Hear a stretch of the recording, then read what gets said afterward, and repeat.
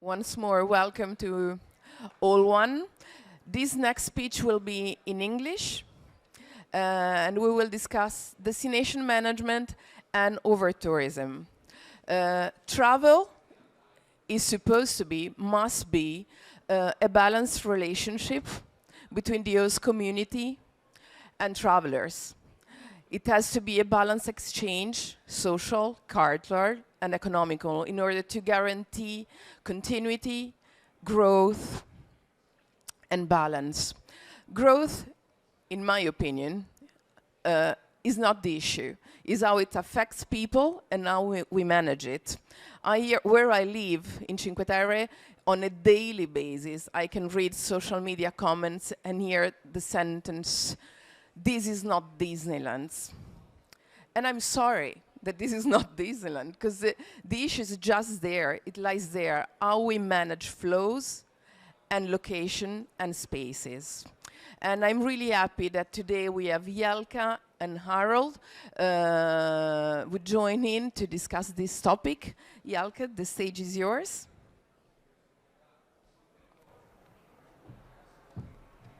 Thank you. Hello to all. I'm Jelka Tepsic, the Deputy Mayor of City of Dubrovnik. Buongiorno a tutti, il mio italiano non è tanto bene, cioè parliamo in inglese.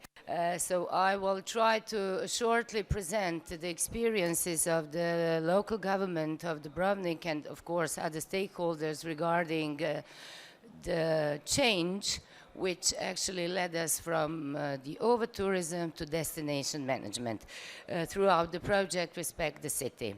I believe you all know where Dubrovnik is. It's just on the Adriatic coast, the opposite of Italy, on the most southern part of Croatia.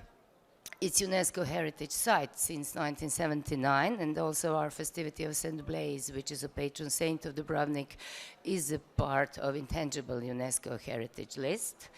It's mostly flight destination, meaning that more than 60 direct flights during the summer flight schedule are on, and Dubrovnik is very popular among UK tourists, USA tourists, followed by German, French, Spanish, some other Western European countries. Unfortunately, we don't have so much Italian guests. We used to have great ferry connections, but not any longer, and we are sorry for that. We love Italian guests.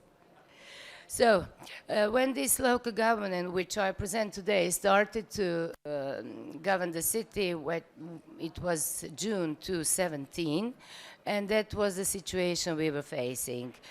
These photos were made in 2017 and earlier, and that shows actually the situation which was in Dubrovnik, where everybody was not feeling happy, not tourists nor residents, and we were facing also the media saying that Dubrovnik is the destination to avoid in 2018, and it's the city which it's not very nice to visit. Then we decided that we need to do something, and it was really a demanding task. What we firstly did was kind of very simple measures and activities, but we started with the project Respect the City, which was actually not a copy, but we were inspired by Venice, who is sister city of Dubrovnik, and Respect and Joy Venice was actually what inspired us to start with Respect the City. Respect the City has 4 main goals, and these are human resources development, innovation, destination management, sustainable and balanced local development, and smart and sustainable transport solution. So, of course, in the very core of our Respect the City program are both tourists, because we want them to have great quality of their stay in Dubrovnik or their visit, and equally, even more important, are the residents of the city of Dubrovnik, because they are still the biggest motivator for all our activities. So, as we like to say, the Respect the City program, which we also describe as an umbrella program is a more sustainable part of development for the future. And the first results with all our short time measures were visible really shortly. We had reduction of crowds, we had integrated destination management, we had and still have great communication between all the stakeholders involved in the tourism business in Dubrovnik. And of course, important part of our innovations are smart city solutions. And of course, again, which is a part of tourism companies to offer diversified tourism products, and that's something they're all working very hard on. But one of the first activities was actually the cooperation with the cruise industry, with CLIA, which is the main association of cruise companies in the world. And we signed with them a memorandum of understanding back in 2019. And what we firstly did was the capping the number of cruise calls per day in Dubrovnik. Since we used to have 6, 5, even 10 big cruise ships calling Dubrovnik at the same day, and which was really something which was not bearable, let's say. And also by the recommendations of UNESCO, which came to Dubrovnik in 2015, invited by certain NGOs and activist groups in Dubrovnik, they actually recommended a number of 8,000 visitors from cruise ships per day. So we kept the number of calls, we kept the number of visitors. Now we do have great actually regulations regarding the cruise, and we have not more than 4,000 people visiting at the same time, meaning if we have a big cruise ship, there is only like 4,000 or more, there is only one for the whole day in the port. We also started with the berthing policy, which was applied firstly in 2020 for 2 years in advance, 2019 for 2 years in advance, and we have a very permanent and very much controlled traffic in Dubrovnik, since it's a very narrow city with not so many roads. And we have cameras, we have coordination body meeting every week, so we don't use artificial intelligence. We still are working on the human level. Maybe we would be happy if there was someone coming in Dubrovnik or another over-tourism destination using artificial intelligence and saying, okay, we have solutions for you. But the most difficult part is always finding solution, and the human touch is inevitable, I would say. It was inevitable back then when we started, but let's see what's happening in the future times. As I told you, Dubrovnik was one of the first cities in Croatia to have a smart city strategy, and there were several smart city solutions we are using, a lot of applications. One of them is a prediction calendar, which you can see up there. So using artificial intelligence, which we do use for that, and some data from our statistics, we can check on the calendar the specific date and maybe decide if we are visiting Dubrovnik or not on that day. That's the most important for one-day visitors, which we also do have a lot from the vicinity and neighboring states as well. And one of the most successful application is Bus Web Shop, which enables the booking of slots to our main entrance to the city, to the old zone, and it's also obligatory for all the buses coming to Dubrovnik. Otherwise, there are big fines, and they are not allowed actually to stop. So that's functioning quite well, and it's also our best tool to manage number of visits of one-day visitors and also cruise ship visitors. Using EU projects, we also develop different smart city activities. One of them, and the latest one, which I want to mention, it's according to our strategy to climate adaptation. We just got funding from EU, and it will help us actually to plant some trees and to fight against the climate change. But also we involved several tourism stakeholders, and they were enabled to apply for funding throughout our development agency, and it was functioning quite well, always with the same goal to have more sustainable tourism offer. And we are also plastic among the Association of Plastic Smart Cities. We are trying to not to use one-time plastic I don't know, plastics, whatever kind is that, and it's something we are working on very hard as well. And Dubrovnik, according to that memorandum of understanding, which I also mentioned, was one of the first destinations to have the GSTC assessment. Global Sustainable Tourism Council, I believe you already know about it. It's an independent international body using methodology to assess the sustainability of a destination. We were one of the first. It was sponsored by CLIA, but also we were very much happy with the result. It was almost 70% of excellence. And last year, in 2019, we started with the second phase of assessment because we want to know and to follow our results from 2 years in advance and to check how we are standing now. Unofficially, we still don't have a final report, but unofficially what we know is that we are improving, and that's something we were aiming to. Also, we have as a digital tool Dubrovnik Pass, which is a card, completely digital, no use of paper or any kind of plastic. So in a digital form, it provides different benefits and solutions for visiting the city of Dubrovnik. It's very popular, and as a city, we have a great income out of Dubrovnik Pass. When we are speaking about Respect the City program, that's always a question how to present it to our visitors, how to reach our tourists coming to the city of Dubrovnik and deciding to spend some days in our beautiful town. And that's why we started with the communication activities. We did some flyers, we put the logo of the Respect the City all around, we put some big banners. You can see it on the slide, the banner which also gives like a recommendation for tourists in COVID times to wear masks and be careful about the distances.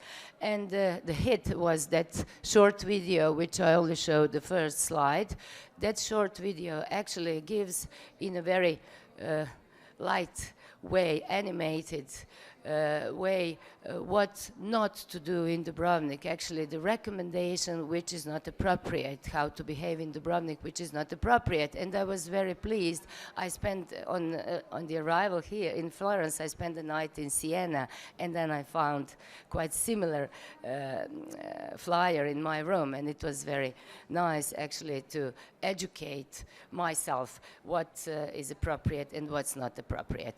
Dubrovnik is UNESCO Heritage Site, and we are celebrating a 45th anniversary next year, so actually it was something we needed to do and to point to our visitors that is a living city, that the noise is not very welcome during night hours, because beside the residents there are tourists spending sleeping in the ozone, so it's it's a win-win combination both for tourists and for residents.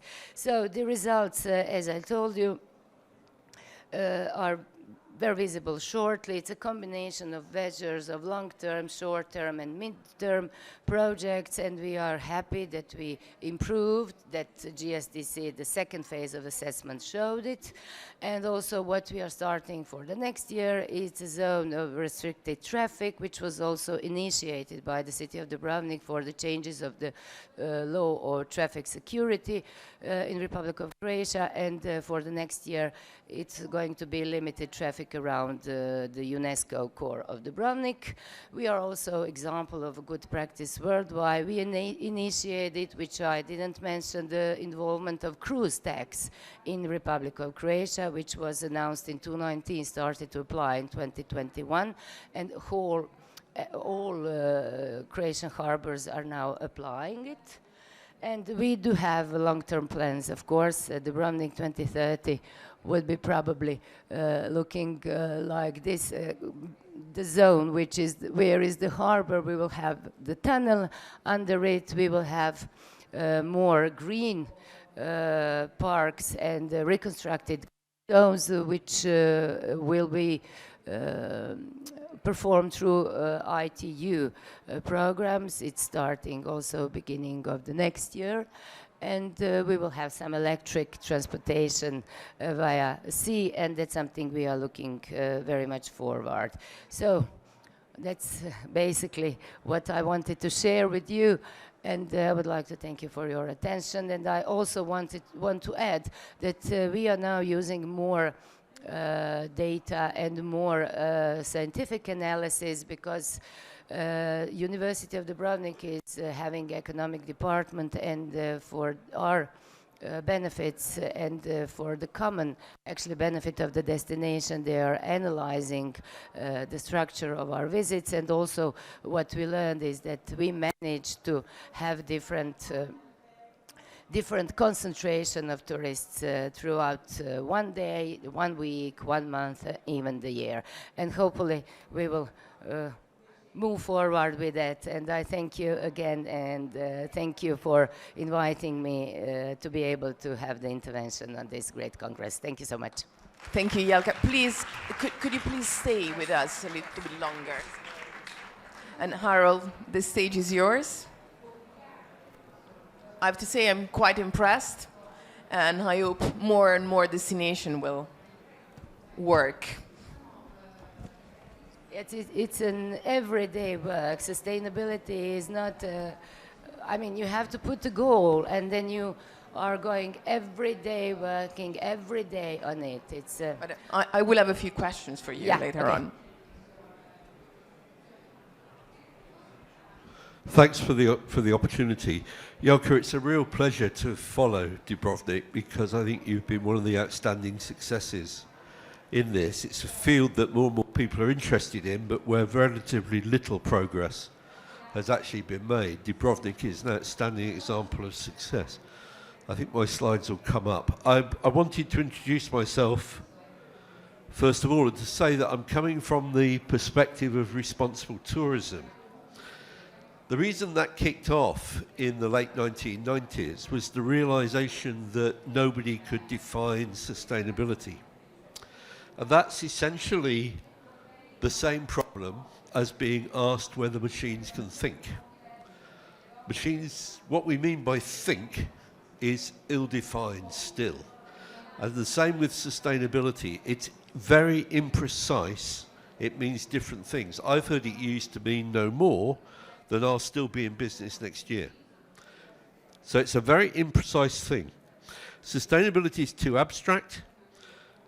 Truth is, people engage with particular issues. And what emerged from work with tour operators in the UK and with the South African government was that responsibility made a stronger platform to try to address sustainability. I was asked to use Barcelona as the example, which is fine because I've done a lot of work there. But what I wanted to point out is that we take our holidays in somebody else's home. And the slogan on the right there, the poster, is on the beach at Barceloneta, which is an area, a community in Barcelona, which has been radically changed by the impact, particularly of Airbnb and Booking.com. And that's been a fundamental part of the challenge in Barcelona. So what responsible tourism is about using tourism to make better places for people to live in, and critically understanding the slogan or the proverb that you hear a lot further east, which is that tourism is like a fire. You can use it to cook your food, but if you're not careful, it will burn your house down. And I think Dubrovnik was exactly in that place, and then you took care and you've begun to reverse it, but it'll be a long process to reverse the damage which has already been done. So the aspiration of responsible tourism, and this is the bit that matters to politicians, if I might say so, is to use tourism rather than to have your place used by it. Dubrovnik was being used, particularly by the cruise lines.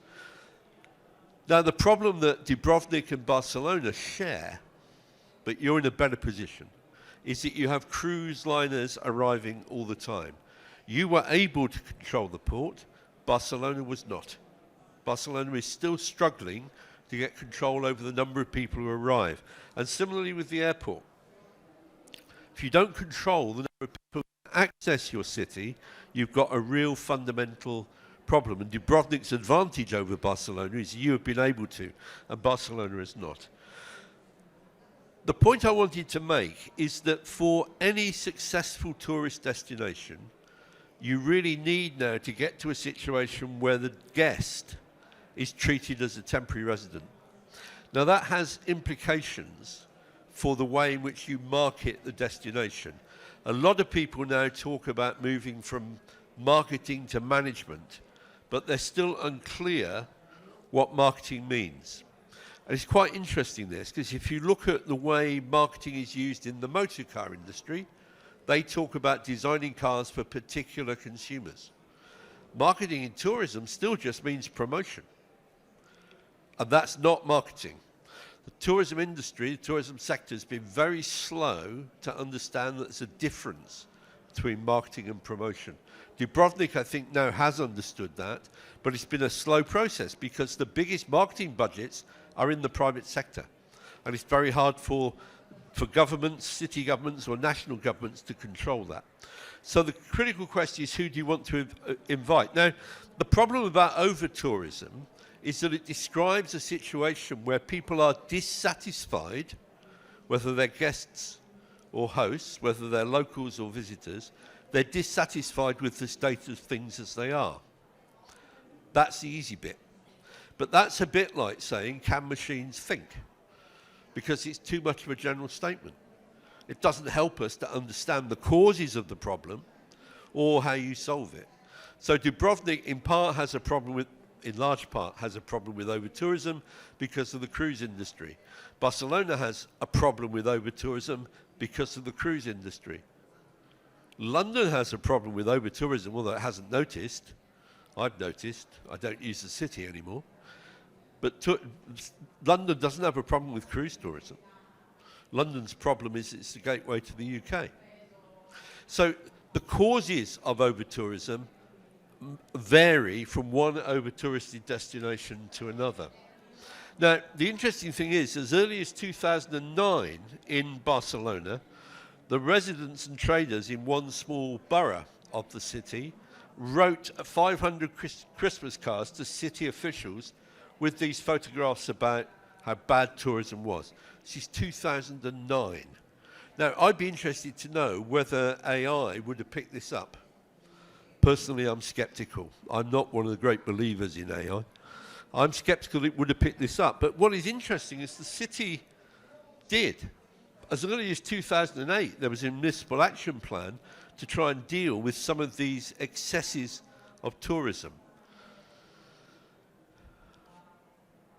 Now, one of the first things they did was use Flickr photographs. Now, this is not, in my view, AI. This is just cleverly using internet-generated resources so that you can map tourism. And clearly, there's an easy system now, apparently, with Python to do this. The photograph on the left, which is not great, I accept, shows the distribution of tourists between the 1st of May and the 31st of August, 2022, using the number of Flickr photographs taken in parts of the city. Now, this shows us two things.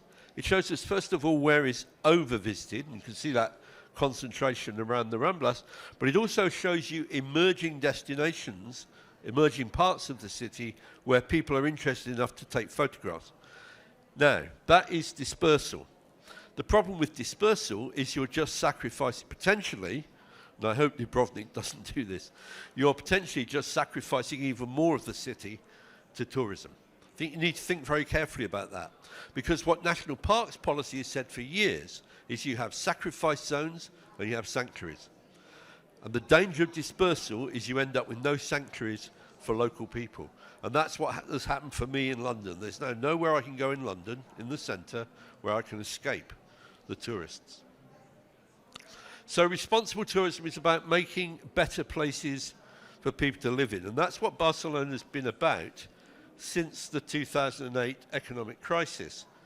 They've had various plans around temporary citizenship, trying to avoid deterioration, whole range of different processes they've used. And they've had a management strategy based on a shared knowledge base, and AI can be helpful in that, engaging the community in making decisions. The two places which are probably, apart from Dubrovnik, had the biggest success in controlling over-tourism, interestingly, are Kerala in India and Barcelona as a city, both of which have very strong traditions of local democracy involving the community in decision-making. Because in many destinations, I mean, to be honest, I'm amazed to see a deputy mayor coming and talking about this, because that's not what normally happens. Normally somebody turns up from the tourism office, and the tourism office is beholden to the private sector, and they don't talk about these issues. So the problems are that you need the whole of the city government to take control. But of course the city government doesn't control, in Barcelona at least, doesn't control the airport, doesn't control the railway station, doesn't control the airport. And that is where the tourists arrive from. So you can't control the number of people arriving except through the number of hotel beds that you provide. And that's where the planning system becomes critical to the whole process. So they have a strategic plan for tourism which goes through from 2020. Now I wanted in the final part of this to come to what Data Appeal have created, which is to begin to look at the sustainability index. And you can see here the mapping year on year of how successful the city is being. This is data for Barcelona, and what it shows is that they are improving in the socio-cultural pillar, but they're declining in the others. So what this gives a city is a means of working out how well they're performing across the sustainability objectives of the city. The beauty of the system is you can choose to prioritize particular areas of concern and construct an index that tells you how well you're doing with different parts of the agenda. So the sustainability index is made up of 3 or 4 parts: a socio-cultural pillar, the over-tourism pillar, destination management, and the environment pillar. And we can see that Barcelona is performing better on its travel agencies intermediary index, but in everything else it's declining. So it's still got a long way to go to get control over its industry. The over-tourism pillar index tells us about the pressure, the supply, and the intermediary index. But the reality is that Barcelona is still on two of the criteria in this pillar. It's declining rather than improving. What matters, I think, is whether you can get access to the detail behind each individual indicator. Because one of the characteristics of both the guests and the tourists is that they are diverse. So for example, if I'm in Barcelona and I enjoy partying in the street, I may well like the street terraces. If I'm older, like I am, and wanting to sleep at night, and I have the misfortune to live by one of those terraces, I'm going to be unhappy. So one of the problems about all of this, and to be honest, I think it's one of the problems about AI in relation to this, is that you cannot just deal with the averages. It matters about the individual businesses, about the individual locations, and about the individual tourists. And it's the interactions between those 3 things which determine the outcome in terms of whether people feel that they have over-tourism or not. So it's a complex thing. My view about AI, just to kick off this discussion, is actually it doesn't deal with complexity very well. I thought, Mirko, that your image which showed that different water levels in the different parts, and the fact it's all average, is a real giveaway about what the problem is. You can measure certain things at that kind of generic level, but what really matters, and this is what they found in Barcelona, is that the number of people walking down the street matters to local communities. And when a local community came to the city hall and said, look, we've got too many people walking down our street, why are we the sacrificial area? The city was able to say, using mobile phone data on where people were walking, actually, you're not the most over-visited street. This place is far worse than yours. They could also do things like change the entrances and exits from the metro stations, move the bus stops, and see what the consequence was in terms of where the tourists moved.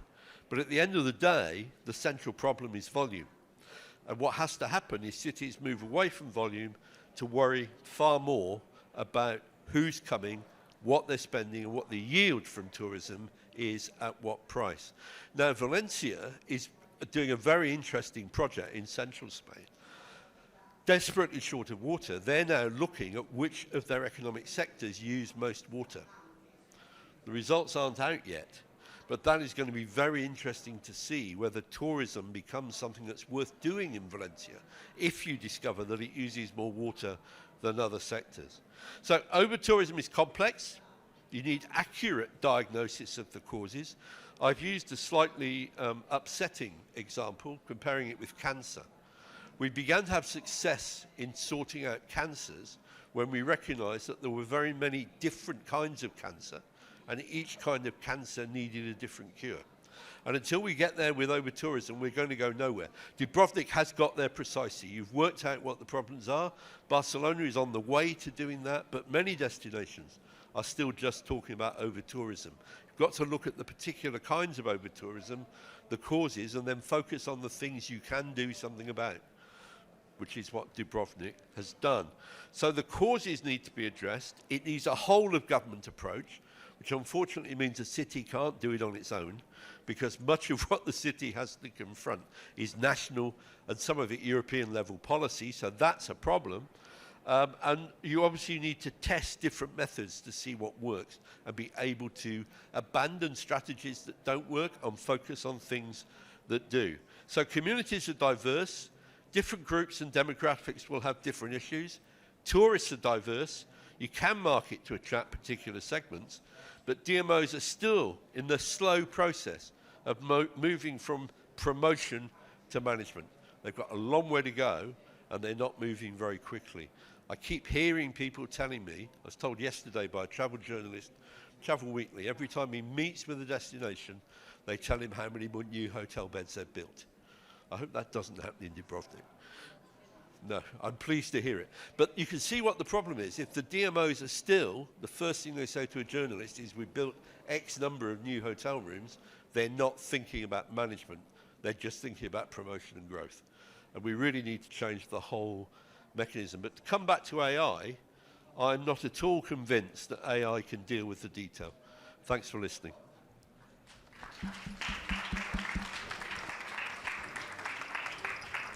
Thank you both of you. Giancarlo and Mirko are here, so please stay, because I will have a few questions for you as well.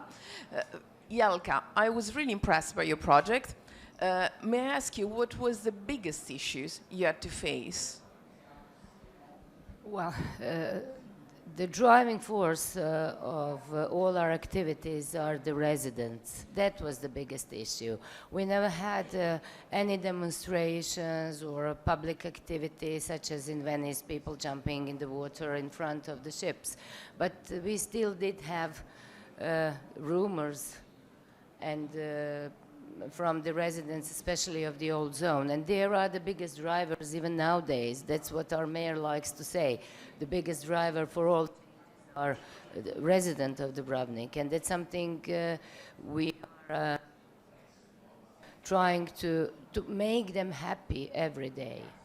Because maybe it's not nice to say, but tourists coming in Dubrovnik, they are already happy with the possibility to being there and to having a free time and enjoying the views or whatever. But residents, it's a living city, and they have to go to work, to school, to commute. So they should be happy, and they should be able to live together with the tourists in an appropriate way, let's say. So the biggest issue was how to make a resident happy. And then what we find, let's say, very easy to manage was the cruise tourism, because cruise tourism has 2 years in advance all the itineraries and plans, very transparent. So you were able to check what's happening, and that we own our great appreciation and gratitude to the port authorities of Dubrovnik, which is a national institution, which actually gave up the profits because of the benefits of the destination. And in the very core of all our decision is a political will. If the mayor and our team within the local government was not determined to make change, the change would never happen. And also our one very good point, which I have to stress, especially speaking about other cruise destinations, is that we don't have privately owned cruise terminal. The terminal in our harbor is owned by port authorities, which is a national institution, and the harbor of Dubrovnik, which is also a public company. So that gave us actually the possibility to manage it differently. So it's not a profit which is the main driver. It's a benefit of the destination, as I told you. Yeah, no, because I would have guessed that cruise line would have been the most difficult. They were not difficult at all. They were very, very ready to cooperate. Of course, they are clever people. They are aware of the bad images. They were facing very bad images, not image as images as photos, but also they had very bad image as a sector. And they were really happy that the destination show the will and offer the hand for cooperation. They were really, really very happy, and that's the reason why we were able to present what we did with the cruise lines all around the world. I must say that throughout UNWTO, throughout different states, different congresses, different conferences, and the organization of World Heritage Cities as well. So our mayor was really all around. I was all around. So it's a promotion. It's not a marketing. It's we are trying to present what we are doing, and it's every day's hard work.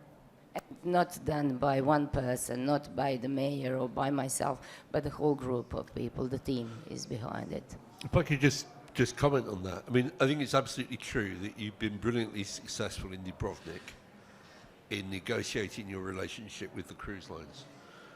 They've tried in Venice and they've tried in Barcelona, and it's been nowhere near as successful. And one of the reasons for that is that in Dubrovnik you've got much better relationships between the city and the national government than is the case in either Venice or in Barcelona. And there's nothing very much that the tourism industry can do about that broader political context. But just finally to say, Dubrovnik is the only place that was on my list never to visit again, which is now back on my list wanting to visit because of the success you've had.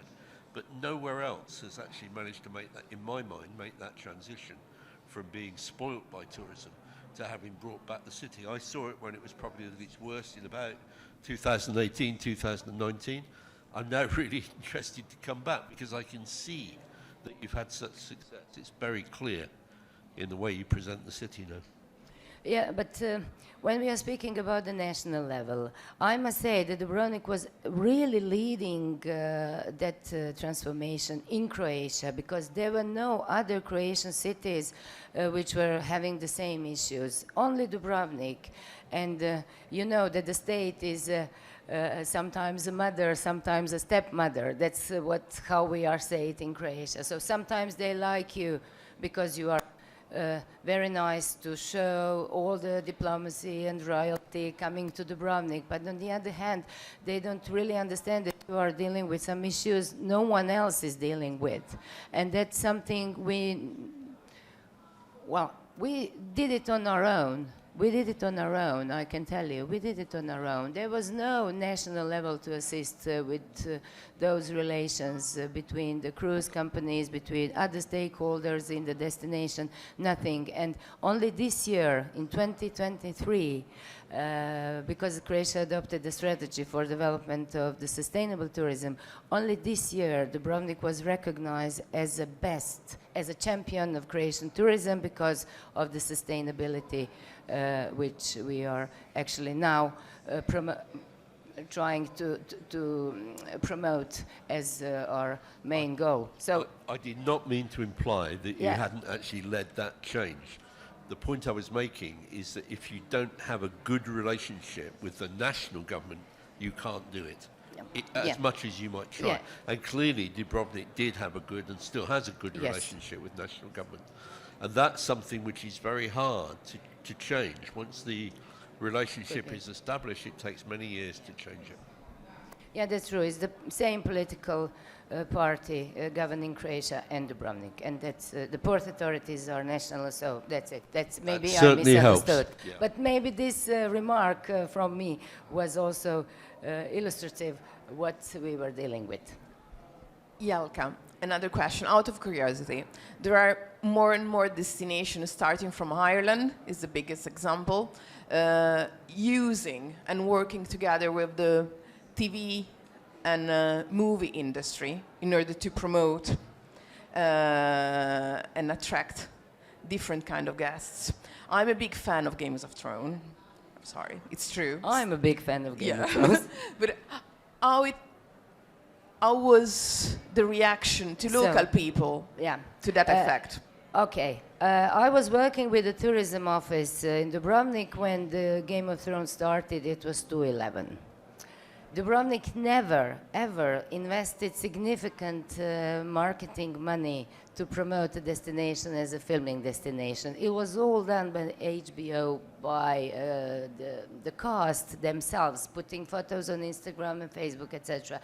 It was just spread around, and that global popularity of the series actually made Dubrovnik more popular in USA. That was that was proved. All other tourists coming to Dubrovnik, we were always very popular tourism destination. Game of Thrones didn't bring us sudden popularity. We were always, we have stable image which is Okay, so very you good. didn't notice. Well, not firstly, but later on, we started to notice that there are more US tourists coming because of the Game of Thrones. But what we wanted to promote, and we still do, it's when you are choosing a Game of Thrones tour, then your guide should explain a little bit more about the real history of Dubrovnik, because there were different questions and situations with our guides and our information staffs in the offices, in tourism offices, because people were asking, do those walls they are putting out in the night, opening in the morning, and things like that. So we need to promote the city as it is. It's UNESCO heritage site. It's very, very beautiful. It's really unique. And the Game of Thrones added some new moments for the destination, but also the filming in Dubrovnik started in the beginning of 20th century with some Hungarian films. And just today, there is a promotion of the book speaking about filming in Dubrovnik throughout last century. So Game of Thrones just came later on, but it was always very attractive. The last wave. Yeah, yeah, it was. Giancarlo, you are a Florence resident. Overtourism and Florence, it's kind of a new topic. Till a few years ago, it wasn't an issue. It has always been a tourist city, from the Grand Tour till today. Living here and running a tourism-related business here, what's your impression? Well, I have followed what he was saying about Barcelona and all the slides, and I was thinking what we are experiencing now in Florence. I mean, now we were speaking about over tourism before COVID. I remember I had a few years ago. You want to see me? Okay, they want to see me. Okay, all right, I'll stay here. Sorry. I had the possibility to run a company here in Florence, owned by the municipality of Florence, which was a company which is doing the Florence card, so the card that tourists they buy. And we discovered 5 years ago that when politicians were discussing how to solve the problem of over-tourism, and one of the idea was, okay, we are going to give this card for this amount, and people will have the possibility to visit 30 different museums paying by this card. Then we did a survey to all the people which were buying the card, and the 80% of the people were buying the card, which was expensive, much more expensive than the entrance in any single museums, just to visit the 3 major museums and not to make a queue. So what I really understand that usually what we think it will work, it will not in some ways. So it's a difficult issue to solve. And of course, even with the regulation about, for example, the short-term rentals, the Airbnb, which it's everywhere. I mean, obviously, it was something new, and it came out a few years ago, and it was exploding. And the regulation that were put in place is still do not work. I mean, in many ways. So what is happening now? It's that there are many things that we could do in order to, let's say, have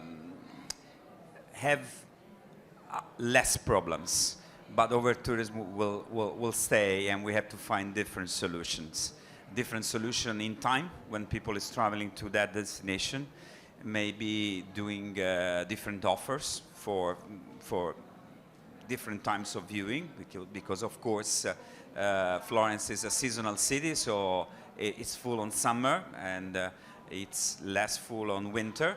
This is an old story, but we never found something that was really working about that too. And I think what we are seeing now, especially in this year, is that it's changing the way people think of luxury. Now luxury is not a 5-star hotels. It's to visit the Uffizi alone, if I can. I'm able to pay a lot more to stay away from the crowd. Why do not have the museums open late at night? We have the same problem in Florence. We have cruises arriving from Livorno or whatever, and obviously they are arriving at the same time of the day. So it means that that part of the city is overcrowded between 10 and 4. And less crowded, I was speaking with the director of the Uffizi a few weeks ago, less crowded in other times. But there are national regulations when the museums are closing at 6. Why? Why they're closing at 6? I mean, if I'm a client and I'm staying in the city, I will pay more to have the museum stay open until late at night. That will mean more people working. That will mean a different way of distributing the people in the city. There's a lot of things that can be done, but I'm a bit skeptical, like Harold, that things are doing the right way. But anyway, let's see what happens. Thank you. Mirko, you love to travel, I know, and I also know that you hate crowds. Actually, you can't stand even small crowds. I know it. That's not true. It is true. But I wanted to ask you how and why you decided to start measuring sustainability, and if you can tell us more about the 4 pillars you started with. Thank you, Harold, for mentioning sustainability index. There is a, 1-year job for arriving at the indicator that we have today. So the idea was simple. There is a way for measuring sustainability that is a little more objective than the way that are used today. So today, for if you are a destination, especially even for the hotel, it's valid. But if you are a destination, it's even more valid. There is a lot of green certification. If you go on any destination website, you find green something, alliance for something, and literally everything. It's a form. So you answer a bunch of questions. You answer yes, of course, to a bunch of questions, and you have your green badge to show up on your website. But it's impossible to benchmark because it's subjective. I can answer differently than another destination for several reasons, even because I don't have the data, I don't have the information that I need, so I just answer yes. And it's impossible to benchmark. It's impossible to have an effective measure, and it's normally 90% that they measure how the destination is positioned for the environment problem for the sustainability, not just, taking in consideration holistically the sustainability itself. For us, the sustainability is reaching a balance between the quality of life of the local residents and the quality of experience of the tourists. How can we measure that? And we try to, using the ATS framework, to automatize using AI and making, automatize also the retrieving of data. It's not perfect, of course, it's an ongoing work, but it's actually is working because you can apply whatever in the world, so you can measure the 4 pillars in any destination in the world. I promise I didn't do that for know what is the most crowded destination, but I think may be useful for increasing, the decision-making process. I think the people that are in charge for deciding how to manage the destination may be more aware what is the sentiment of the local residents, what is the sentiment of the tourists, and act accordingly. This is the reason. It's very easy and straightforward. Thank you. Thank you very much. Thank you all for joining.